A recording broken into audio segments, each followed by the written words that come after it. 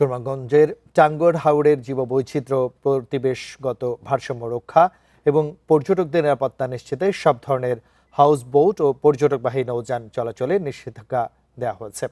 এছাড়া হাওরে চলাচলকারী সব নৌযানের মালিক ও পরিচালনাকারীদের আগামী 10 আগস্টের মধ্যে নিবন্ধনের নির্দেশ দিয়েছে জেলা প্রশাসন। সন্ধ্যায় এক গণবিজ্ঞপ্তিতে এসব নির্দেশনার কথা জানানো হয়। এতে বলা হয়, নির্ধারিত সময়ের মধ্যে আবেদন না করলে হাউস বোট ও ট্যুর অপারেটরকে পর্যটন কার্যক্রম পরিচালনার অনুমতি দেওয়া হবে না। এছাড়া নৌযান চলাচল আবার শুরু হলে সেখানে উচ্চস্বরে গান বাজনা ও কোনো পার্টির আয়োজন করা যাবে না। দুর্যোগপূর্ণ আবহাওয়ায় পর্যটক পরিবহন সম্পূর্ণ বন্ধ রাখার পাশাপাশি হাউস বোটের দৈর্ঘ্য সর্বোচ্চ 100 ফুটের মধ্যে রাখার নির্দেশনাও দিয়েছে জেলা প্রশাসন।